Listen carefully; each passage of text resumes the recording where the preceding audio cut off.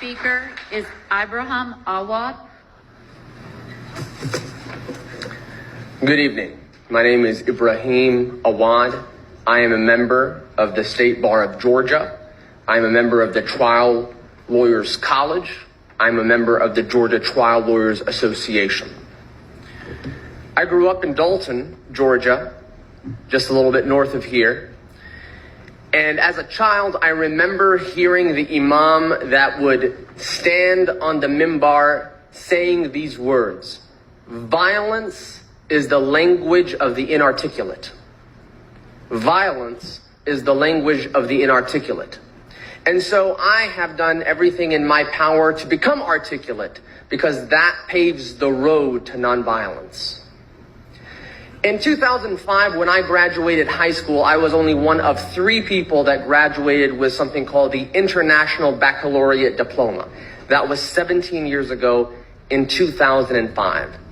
That same year, Israel imposed what they called was a temporary blockade on Gaza. 17 years ago, the same year I graduated high school.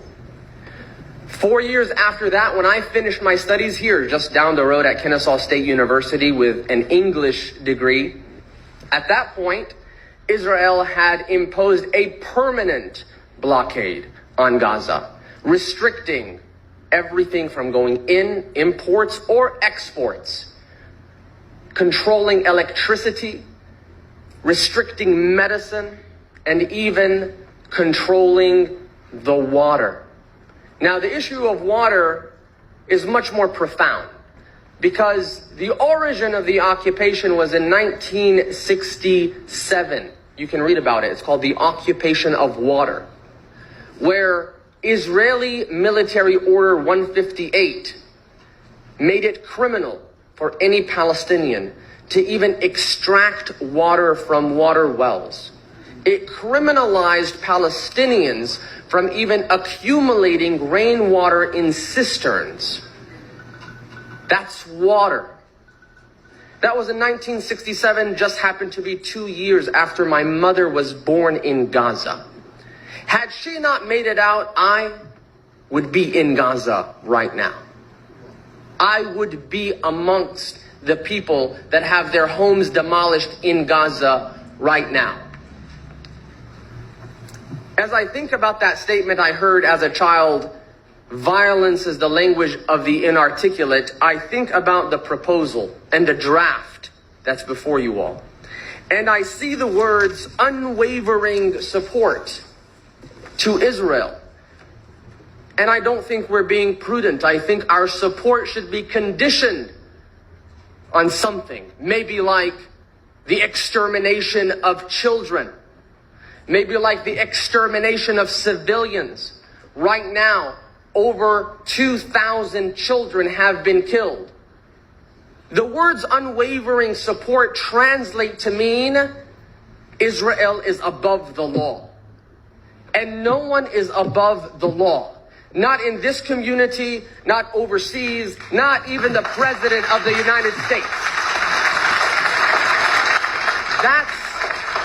That unwavering support should be withdrawn. There has to be a condition. No one can do and commit these crimes with impunity.